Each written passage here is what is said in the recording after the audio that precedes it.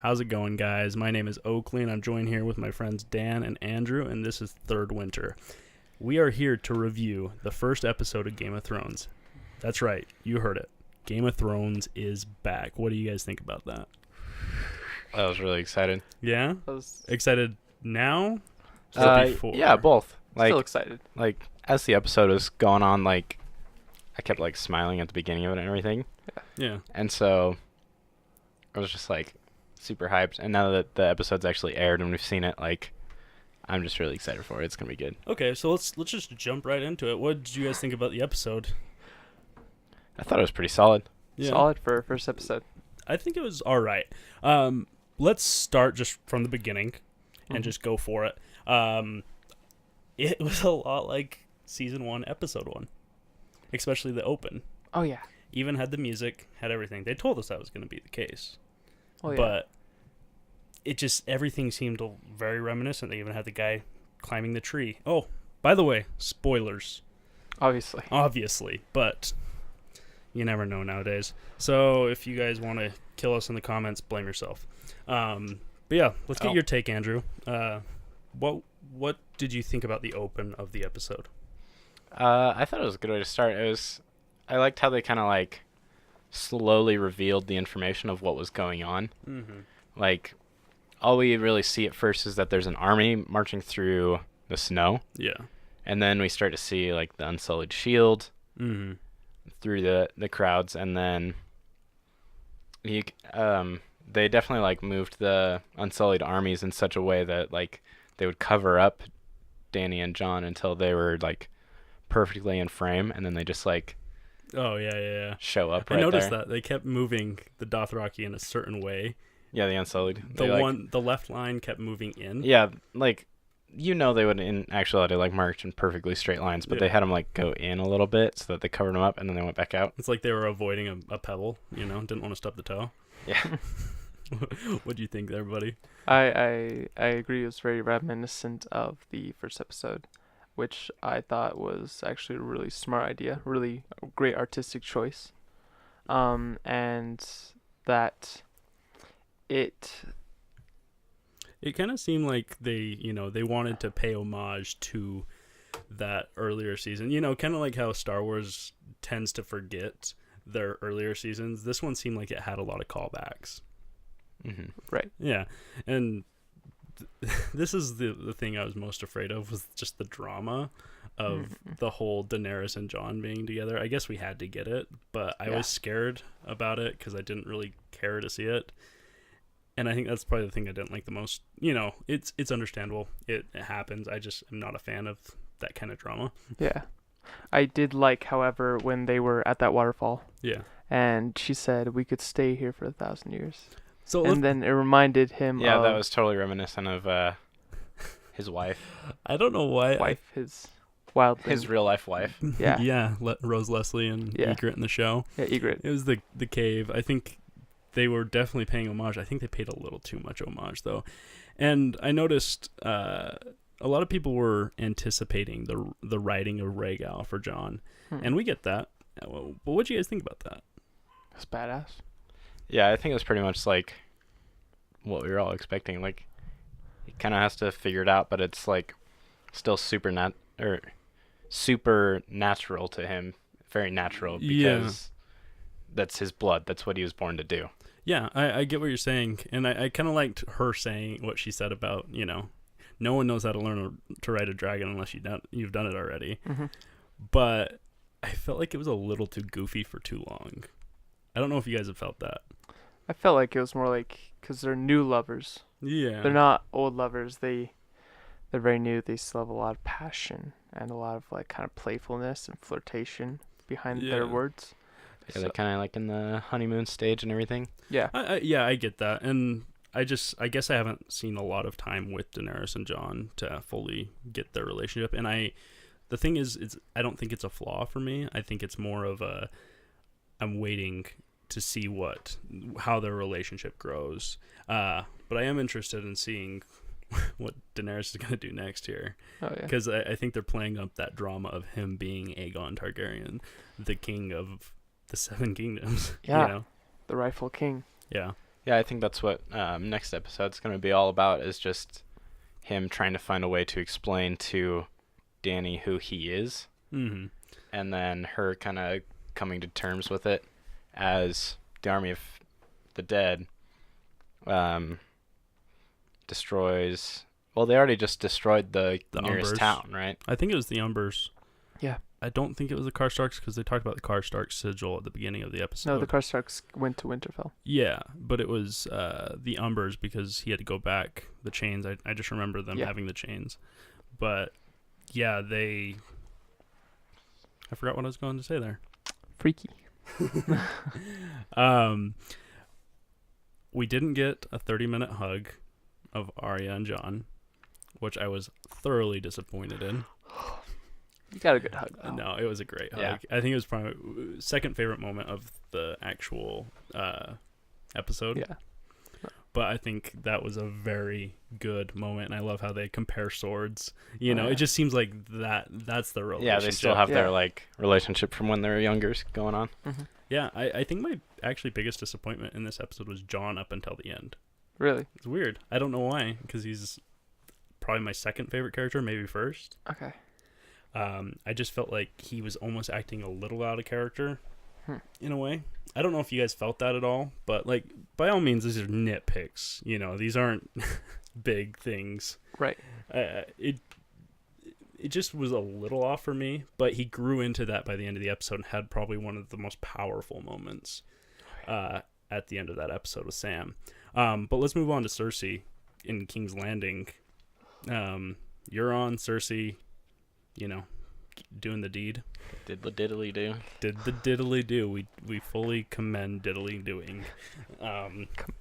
Safe diddly doing. Safe one. Yeah. Safe. Responsible. Yeah. Diddle with consent. Diddle with protection. Diddle consent and protection. And I'm not cutting that out. Because that is good words. That's good advice. That's good life advice. Yeah. Like, I don't care who you are or what your philosophies on morality are. Diddle safely. Yeah, diddle safely. With consent. Diddle consensually. Yes. Should that be our motto? I thought our motto was going to be something like three bros watching, talking, and making films. Three bros chilling in a hot tub. 5 feet apart because they're not gay. Anyways. But yeah, take me through this, Dan, what we saw, you know, what you thought was going on. You know, I just want to hear your overall take with Cersei, Euron, Bronn, Kyber, and all that good stuff. All the people that are in the South right now. The only people that are in the South. Really, all the important people. Yara, too. Yeah, Yara. And, well, not anymore. But anyway, I think that, first of all, Cersei is... You know, she didn't get a lot of screen time, and I feel like she was... You're good. You can just drink it, buddy. Just drink it, bro. This is podcast. This is relaxed. Just drink it. Ooh. Ooh. I hate that. ASMR. Anyways, go on with what you were saying about Cersei. But she's scared. I feel like she's scared. Yeah. And she is unsure of her decisions right now. It was odd. I don't know. Like the whole her earning. Mm-hmm. Like, what'd you think about that, Andrew? Like when Euron was really wanting, you know, to do the diddly, but Cersei was just like not having it, and then all of a sudden she just caves. What do you think what was going through her head there? I think she is planning more to... I was half expecting her to execute him. I was like, that was kind of the feel. Death it was either the mountain's gonna kill Euron right now, or she's gonna bang him. There's no middle ground of where that was gonna go. It was gonna go to one of those two places, and I feel like she's just kind of setting it up to make the rejection and execution worse for him. Do you think she's gonna execute him? Oh, I think she definitely is gonna do something bad to him. I think everybody was calling for, you know, this big family battle between Euron, Theon, and Yara, but I don't think we're gonna get that now. You don't think so? Well, you got Theon saving Yara. And one thing that I actually really liked was when Euron just admit, I'm not here for the long run. Mm-hmm. I'm going to leave as soon as they're going to lose. The writing's on the wall. There's no hiding behind it. And I really enjoyed that. It kind of fleshed out Euron slightly more. and made him more of an enjoyable character. I actually liked him more than Cersei in that moment, or in this episode even. I don't know. Do you guys have any similar thoughts about that? Yeah, I definitely agree. I think that he might go in after Theon. Yeah. But right now, I don't know. Yeah, I don't know. Yeah, I kind of don't think they're gonna get an opportunity for them to really like clash or anything. Like Theon rescued Yara. Yeah. And Euron's going to get killed by Cersei somehow. Yeah, I think that it kind of took me off guard a little bit because I didn't expect that. But let's get into one of the funnier parts of the episode and the most uncomfortable because we were watching it with my family. The brothel scene. I don't know if it was in a brothel. They weren't in a brothel. They were in King's Landing. They were a take-home. Yeah, they were a take-home brothel. You pay a little extra, you take them home. Just like a little bit. Yeah, sorry. It was a takeout order. It was a takeout order, I Call guess. Oh my gosh. But the pox thing. Oh, she's gonna die of pox. That was one of my favorite lines, and he's like, "Which one?" One thing I didn't expect was the Bronn thing. I thought Bronn was going north with Jaime, and now she's putting a bounty on him. Yeah, she's like giving him a prepayment to go execute Tyrion and Jaime, and giving him the crossbow that Tyrion used to kill their father, Tywin. Do you think that's actually going to happen? There's no way he's killing either of them. No. Like, I didn't like the choice of that. For some reason, like, I just felt like it was almost unnecessary drama, like a side plot that I can't handle. Maybe it's the best side plot of the season, though. Who knows? But it was weird to me. But I liked how unexpected it was. But I think it's very predictable ending of a side plot for me. I don't know. What's your thoughts there, Dan? The thing is that, like, I was thinking, because I was talking to some other people about this earlier, how certain things will be predictable. Thing is that, like, it's gonna be kind of a mind game between the audience and the writers. Yeah. Because they know that you're gonna predict certain things, and there's going to be things that they will do that are predictable. Yeah, but I guess there's a bigger story to be told that's unpredictable in a way. What happened? What's next? It was kind of a whirlwind. So what's the next episode called? Well, we don't know. We don't even know what this one was called. Okay, that's right. As of the time of the recording, this will probably go up tomorrow. But it was literally Game of Thrones. Did they even 68. Put it on IMDb or anything? I don't know if you want to check. Yeah, I'll look that up. Because on HBO Now, it was just Game of Thrones Season 8, Episode 68. Oh, yeah. That's. Or I don't even think it said 68. I think it was just Game of Thrones Episode 68. Okay, yeah. So after this moment we had with like Bronn and Cersei and all them in the south, we have the moment with Yara and Theon sailing back to Pike, and she's saying that she needs to prepare a place for the queen of, Daenerys in case they lose. And then Theon, I called this at least, that Theon was going to go to Winterfell and fight. I think that was just his honor. It was almost refreshing of how simple it was for Theon to rescue Yara. Mm-hmm. It was so simple. Yeah. It doesn't have a title. It doesn't? But so far, 3,000 people on IMDb have given it a 9.9 star rating for that episode. Are you serious? Yeah. I think it was more of an average episode. I've liked a lot of episode ones better, but I don't think it was a bad episode by any means. I think it sets up a lot. I think there's a lot of characters that they're trying to give some screen time to. I think there was a lot of funny moments, though. Yeah, sorry, you're stepping on my cord there. Sorry. But yeah, so we had that moment with Theon, and that little hug was actually kind of sweet. I've never really cared about the Greyjoys, but in that moment, I actually cared. Yeah, I really liked how they executed their reunion. Yeah, which was weird. It was unexpected, and I think it was kind of a breath of fresh air, but unfortunately with our pool, I don't think we're gonna get that first death being Yara. Yeah. I think we're gonna get something else. But moving on to that, we're back in the north with. Wait. Do you want to try and guess what the other 4 episodes with a 9.9 star rating are? I already know. It's Winds of Winter, Hardhome, Battle of the Bastards. I know Battle of the Bastards is for sure one, and then the Red Wedding, which is Reigns of Castamere. Winds of Winter is 6.10, right? Yeah, 6.10. Yep, so you're right. 6.10. 100%. Battle of the Bastards, and then there was one more. I can't remember what it was. It might have been Baylor when Ned Stark got decapitated, but I'm not exactly sure. That one wasn't rated. I've seen the post a few times, but it's funny because I just named my 4 favorites.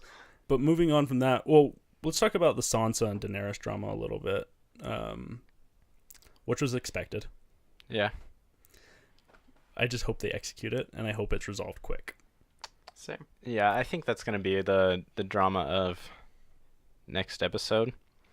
And assuming that Dany does what I think she's going to do, where she basically just yields to Aegon, her nephew, and the rightful heir, then pretty much all their social problems will be resolved pretty easily. Yeah. But I think it almost got resolved in its own way, because Jon, he really made a good point to Sansa later in that episode, telling her, why he did what he did, and that, he's never really led her astray necessarily. Like, sure, he's done some dumb things, but, he's always proven to do, some pretty good things. Especially with her, he's always been protective of her, and also seems to always have good intentions. And so I think he made a really good point with that, and I hope that kind of knocked Sansa, in the dirt a little bit. Other than she posed a zinger of a question to Jon there. What do you think about that, Dan? The thing is that a lot of the North feels betrayed. And she feels betrayed because he bent the knee to an outsider, to somebody who is now the queen, and he is no longer the king of the North. Yeah. See, I think the drama is just so much better in King's Landing, specifically. I think Game of Thrones nails the drama in King's Landing. When it's the North drama, I think it's just dumb. Yeah. Just because the Northmen are so fickle. Yeah. Last season, I think, was one that had a lot of really weird moments where it was like there were all these crowds of people gathered behind somebody, and then someone would make a speech and they just immediately switch to the other side. Yeah. And it was like, I get why it has to be fast. Yeah. But it was like so fast in every single one. Yeah. And so that's why I kind of like how they executed it in this episode, where it wasn't that simple. I actually really did like that. Because it's not simple. It wasn't simple when Euron fought against Yara. Mm-hmm. It wasn't simple when Jon went south. Yeah. And it wasn't simple when Jon became king in the north. Yeah. But they made it simple for the sake of just moving the story along faster. Yeah, I agree. They are some fickle people, and it was expected, but I think they actually played it smarter this season. And I think that was actually one of our, higher points. We have the shot with Davos talking to Tyrion, telling he needs to earn, or she needs to earn the faith of the Northmen, and then also proposing Daenerys marry Jon. Yeah. And Varys, Tyrion, and Davos. The Onion Knight. The Onion Knight. The Onion Knight with the onion sigil. That was one of the funniest parts. Where it's like, Karstark has a good sigil. Better than an onion. But or anyway, when they're just talking about that, those are some of the best advisors in Westeros. Mm-hmm. And they've all served under kings. I think it'll be very interesting when Jon and Daenerys will have to confront the fact that they are related. Yeah, I think Jon's already confronting it. Oh yeah, he's kind of... I feel like that's more of his problem than trying to believe that Ned lied to him. I think he's just like, I'm in love with my aunt. Yeah. You can kind of see him trying to think about it and process it. And I think a good part of that is probably him So who is Danny to me? Yeah, like... Because I doubt he has a very solid understanding of their family line. Because, like, he wasn't really raised as a nobleman's son, but he still kind of was. So, like, he knows that they're closely related for sure. I mean, the Targaryens were kind of wiped from the planet, and a lot of people just forgot about them. You know, other than Aegon, Aegon the Sixth, or he's Aegon the Sixth, but the big kings before them. But once Aerys fell, and Viserys and Daenerys went to Braavos, it was just done. You know, everyone, you learn stuff, but I don't think you really understand. He's probably not well versed in the family tree of the Targaryens. So it will just be a matter of if he wants to confront it as well. I think. No, I think he'll confront it. Do you think he'll talk to Dany about it?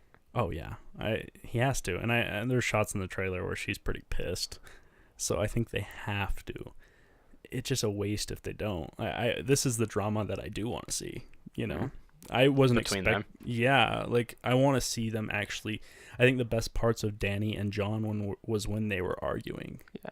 In season 7, and and that's maybe why I liked Ygritte and Jon so much, is because they're so polar opposite.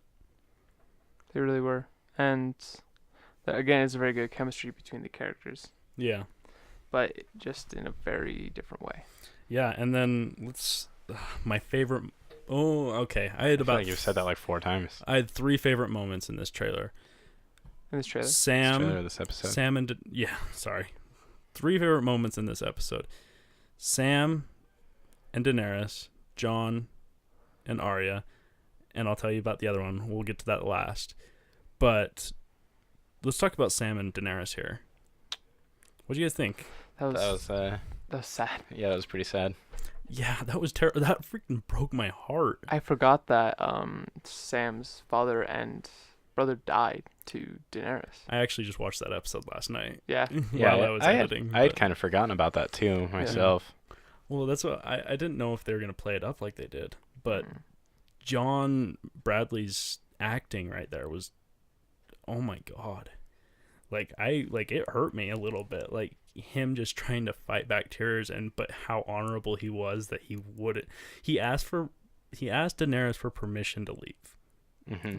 And she just killed. Like, sure, Randall Tarley was an ass, but Dickon wasn't. He let his dad treat him like that, but his dad was kind of a raging asshole. So, I mean, it's kind of hard to stand up to your dad. Oh yeah, but definitely. God, that was rough. I'm not gonna lie, I didn't expect to see that, and I think that might be the power of that moment. Mm-hmm. I definitely agree, and that's probably one of my favorite interactions as well. Yeah. What about you, Andrew? Like, did you see that coming at all? No, I honestly hadn't given that any thought whatsoever. Yeah.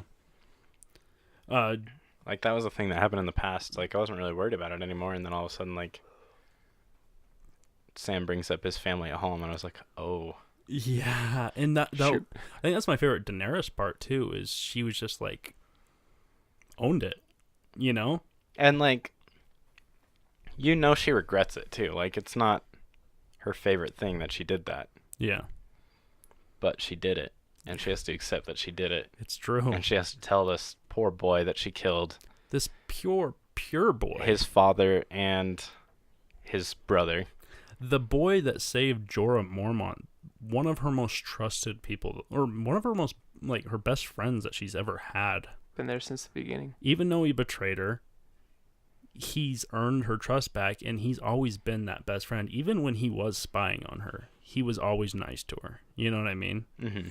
And he stopped spying pretty early, but it's interesting. She got really cold-hearted, and it made me like Daenerys less a little bit.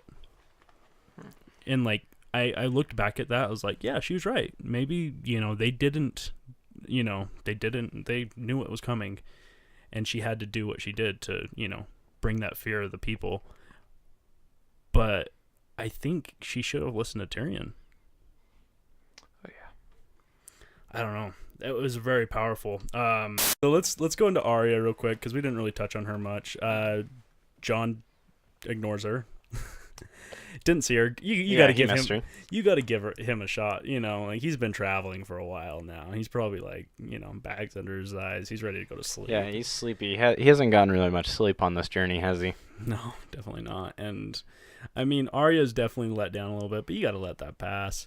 I was worried that she was gonna hold a grudge against him a little bit, but I think it was a really nice moment when she actually reunited with Jon. They hugged, of course. They did their swords. We talked about that. But the little moment where he says, "Don't forget our family," you know, when he was kind of betraying, he was a little, you know, had the hard eyes for Daenerys in that scene, and then she told him, you know, don't betray the family, you know, or in a way said that. She said she's looking out for the family. Yeah. Because he was kind of, you know, talking some shit on Sansa there. And, you know, Sansa sometimes deserves it, but I don't necessarily disagree. I think Arya's, you know, that mutual kid in the divorce, you know, you know, able to see both sides of the story and understand everything that's going on. Absolutely. I think that's one of the parts of it is that, like, Sansa is done. She's done not fighting for herself. Mm-hmm. And she wants to be in control of her life. Yeah. And she wants to make sure that her family stays together. Yeah, it's true. It's as simple as that. I think she's learning. Mm-hmm. The family that slays together stays together. The lone wolf dies, but the pack survives. Yeah. Love that. That line gives me chills. But yeah, and then her with Gendry. Called it. Arya? Totally getting together. You guys they denied me. You guys were like, nope, not going to happen. But I called it. Oh, I didn't say that wasn't going to happen. Let's review the tape. Hey, can we get Jon on, you know, the replay? And him ending up with Arya. You think so? They need to be together. Do they? That's gross. Yes. Whatever. I don't even think that's on camera. I don't think that's on camera because we didn't say that. I think it was in the Stark video. No, I don't think so. Or maybe even You're the one who edited, so you would have seen it the most times. Yeah, I watched it a million times. We only had the conversation once. Like, you're the one who watched so it. Maybe you are right. I'm probably right here. But I'll play either way. But yeah, I called it. Mm-hmm. She also had the nice reunion with the Hound. I like you that. You guys were expecting that, right? I liked that. Yeah. The Hound is, you know, tough and stone cold to Arya, but it just showed so much love with that. Respect. Yeah, and they do have this like weird love for each other too. Love/hate. Yeah.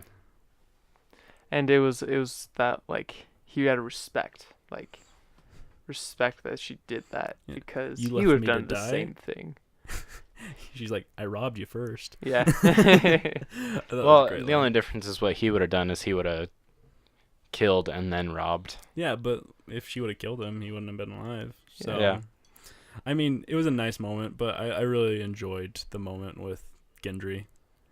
You know, I felt like there's just so much chemistry, especially from season 2 with those two. Were you able to really tell what that mechanism was that she had him? I was thinking about that. It looked like so it was a spear with a dragon glass blade, but it looked like it was like detachable. Yeah.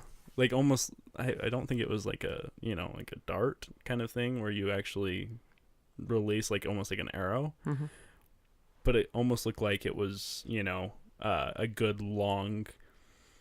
A weapon for good combat, in bigger spaces, but something that could break down into something smaller. Dan, you played a God of War, right? Yes. It's like those swords he's got that he has like chained to his arms. The Blades of Chaos. Yeah. Yeah.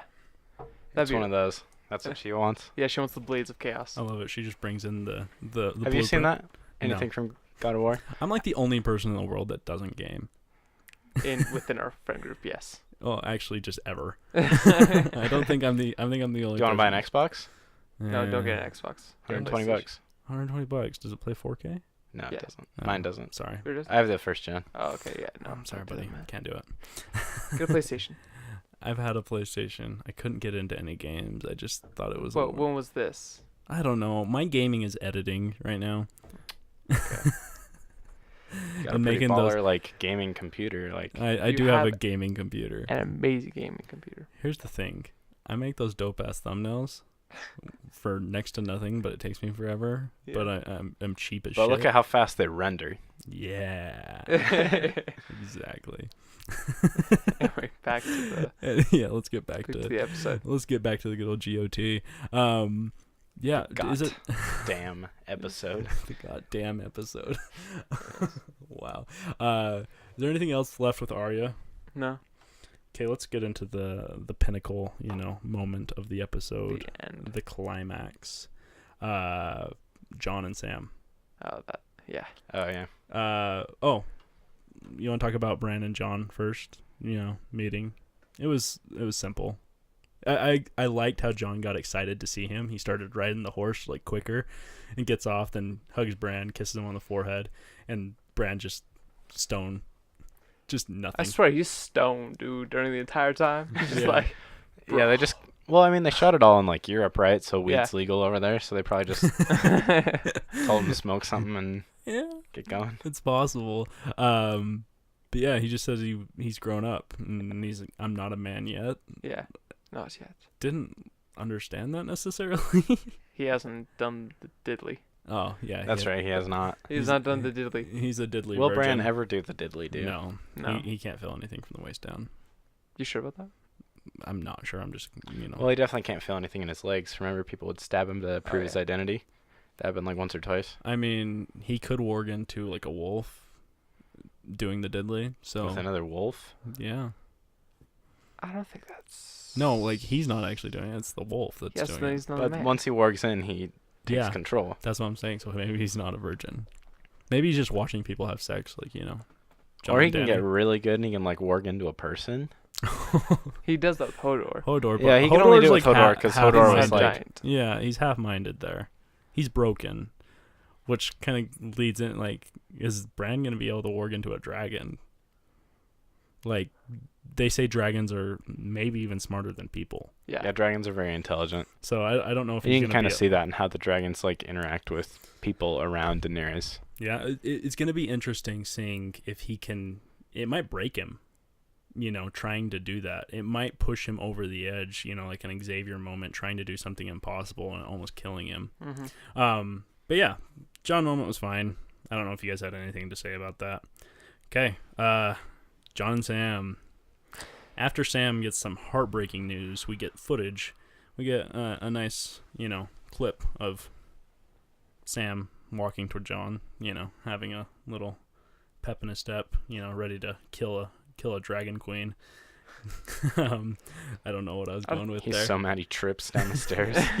Did he trip? Yeah, that's what the noise was. He fell. Oh, I know he. Oh yeah, that's right. I forgot. And then Bran tells him that he needs to, go tell Jon. Yeah, and then he's like, I liked how it was Sam. Yeah, I think it would. It's just more obviously it's more emotional for Sam to tell Jon, but I liked how it was them because they've always had a pretty close relationship. Yeah. I liked how he asked never mind that he's gonna go tell Jon that he's Aegon Targaryen, sixth of his name, rightful king of the Andals and the First Men, protector of the realm and the Seven Kingdoms. You have to go through all of it, yeah. The breaker of chains, the unburnt. No, that's not Jon. That's not Jon. Hey, maybe is Jon unburnt? No, he burned his hand in season 1. Remember, he threw the lamp at the dead person. And he had the scar. They showed it a lot. They're basically saying, hey, this guy's not Daenerys. So when we do find out, he can get burnt. Anyways, I think that's a little foreshadowing. Anyways, never mind that he tells, he doesn't tell Jon that. He asks about his family first, which is understandable. But I think it was, it's a very human thing for him to do. Is he doesn't almost trust anybody now. It's just like, are you kidding me? Jon, you knew this. You're supporting this woman, burnt my dear brother alive. Right. But then he dropped the bombshell. I think it was almost kind of out of spite. It's like, you're doing this, and then he's I think it was kind of like a thing where he was trying to get Jon to like overthrow Daenerys. Yeah, because I got like to get his revenge. I loved it. He's just like, you've been the king all along, and he's like, not just the king of the North, the king of everything. He's like, what are you talking about? Or He's like, I gave up my crown. He's like, no, you're the king of the bloody 7 kingdoms. And I love John's reaction to it. Yeah. What'd you guys get there? Because I got chills running down my spine when he is contemplating that Ned lied to him. Yeah. Not that Lyanna's his mom, not that he's the king, but Ned lied to him. Yeah, I thought about that too. I thought that he'd be like, oh my gosh, I'm the king of the 7 kingdoms. But it's more like Ned Stark lied to him the entire time. And he is just so, like, scarred by that. I was expecting Sam not to tell him why he lied to him. Mm-hmm. I was expecting him just to, like, a rage off, go brood somewhere in a cave, maybe have some dragon sex. But he knows what I'm talking about. There's a subreddit for that. Oh, God. But, yeah. I'll send you the link. Oh, gosh. Yes, Andrew. We had... I can't even, after like what you just said there. What do you think about that, Andrew? You're actually looking up the subreddit, aren't you? Yeah, I am. In fact, I can't cut this out. I can't now. You can't cut that out. But, oh my gosh. Oh my god. Dragon effing cars? Oh my gosh, we're not. This is I'll look at that later. But what do you think about that interaction? I think it was maybe the most powerful. Yeah, definitely the most powerful. Yeah, it was one of the most powerful good. In the series. Mm-hmm. Like, gosh, just the reaction, the acting in it was so good. Oh my gosh, put that away. It's writing it, okay? Okay. You don't see anything. Yeah. Don't worry about it. You can show that. Put that on screen. No, we're not putting it on. We can show that. I'll text that to you. I'll text it to you and set it as your background without your permission somehow. Okay, enough of the dragon sex. I want to get your take on this, Andrew. I forgot what we were talking about. We were talking about John dropping the bombshell. Oh, Sam. Oh, John Bradley. On John. Yeah. John Bradley dropping. John Bonham. Yeah, whatever. Go on. I thought that was really interesting because I think that's going to obviously be like the central point of the next episode is, first of all, John has to like come to grips with it himself. Mm-hmm. I think there's going to be some parts where Danny's trying to make the moves on John and he's just like, Nope. Can't do it. And then he's going to... Is there a How I Met Your Mother episode like that? Or what? Where... Oh, no, it's when Barney and Robin find out that they might be cousins. Oh, yeah. It's right before their wedding. So great. Because they have like a mutual cousin or something. But it's like twice removed or something. I can't remember. Yeah, like it's through far marriage. Yeah, it's through marriage. I think that was it. I think the thing with that was Barney was more disappointed that he was maybe Canadian. Oh yeah, when he finds out he's Canadian and he like gets the Mountie uniform and everything. I need to rewatch that show. It's a good show. It's a great show. But yeah, we got John knowing.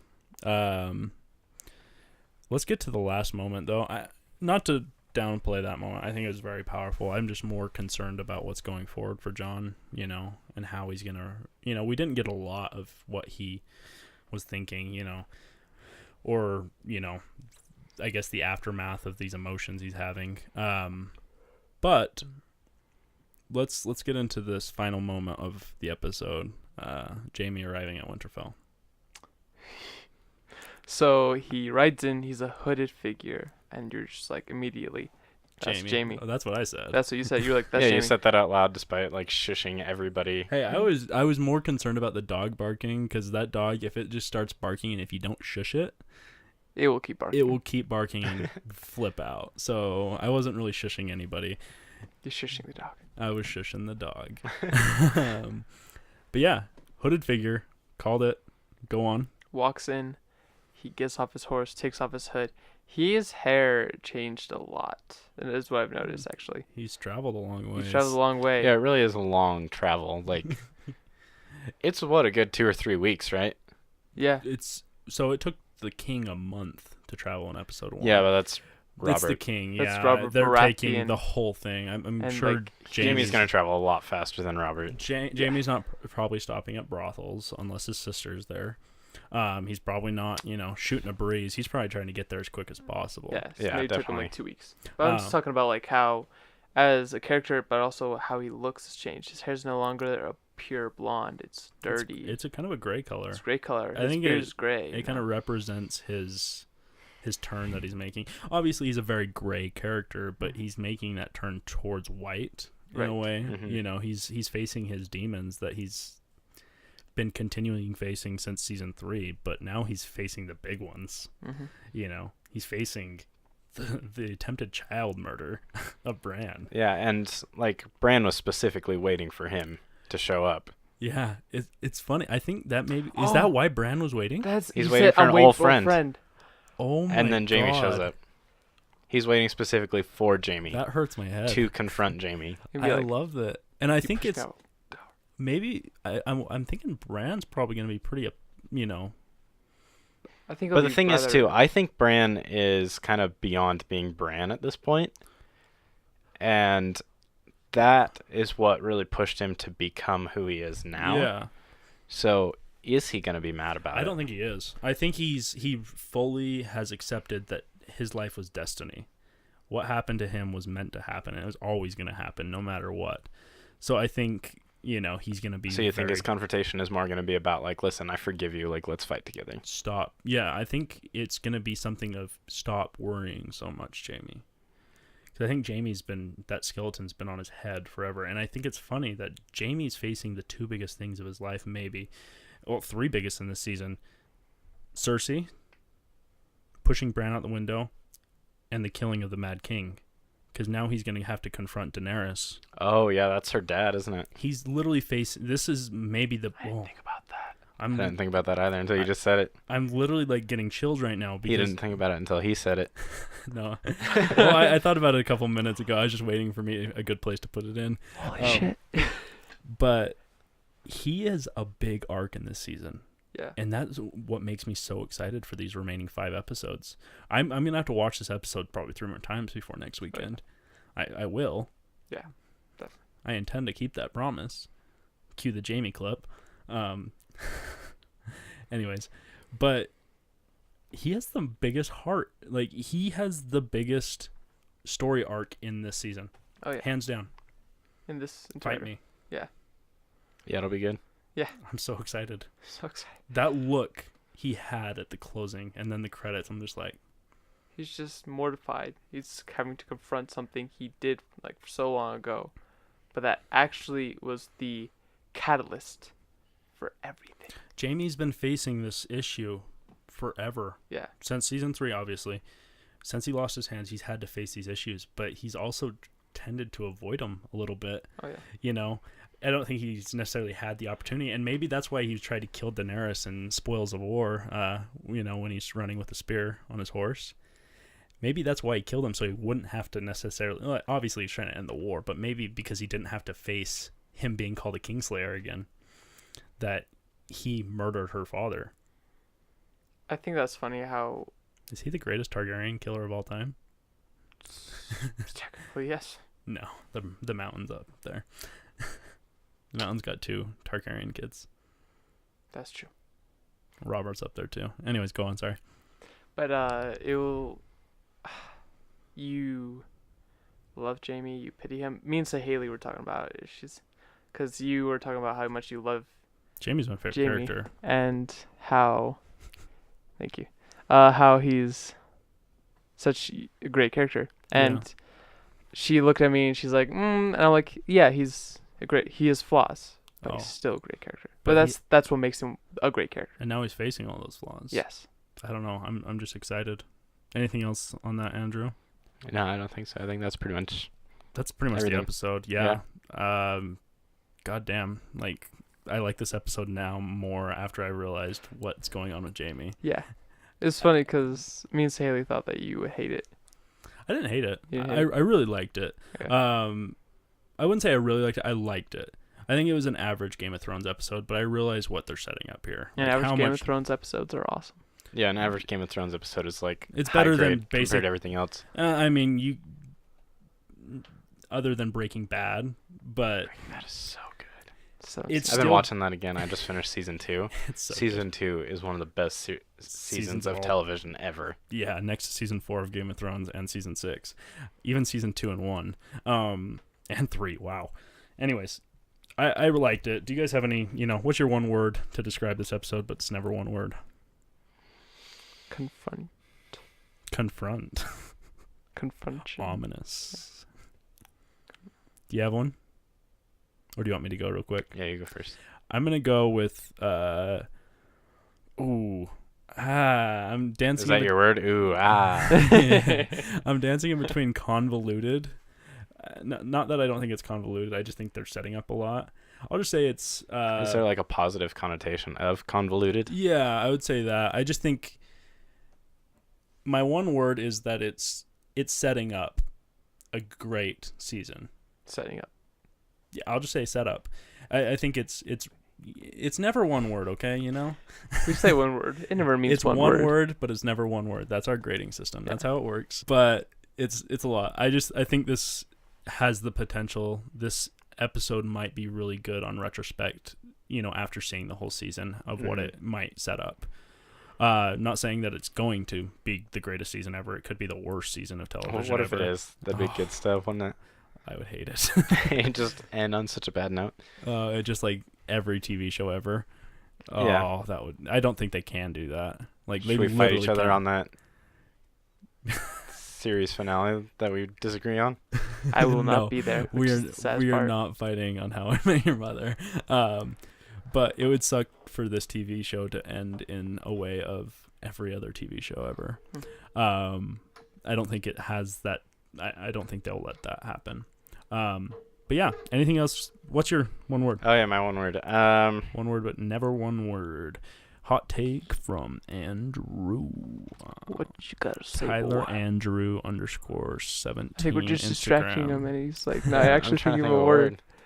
It's hard. Boy, that's my word. BOI. Thick boy. THICC. One word. Why 2 I? Thick boy. I don't That's think there's amazing. a better way to end this episode. Follow us at Third Winter Productions on Instagram and SoundCloud. Yes, we're on SoundCloud, so you can listen to this on SoundCloud. I just said SoundCloud 3 times in one setting. SoundCloud. My one word is SoundCloud. SoundCloud. Make sure you subscribe if you like this channel, and thank you all for your support. It means so much. We're very small. Obviously, we started this recently, but we're putting really good effort into this, and we really love talking about movies and Game of Thrones and TV. And we just love sharing it with you guys. So make sure you subscribe, share, comment your. I love seeing the comments. So make sure you comment down what you thought of Game of Thrones Season 8, Episode 1, Third Winter Pro on Twitter, and have a nice night. Bye. The night is dark and full of terrors.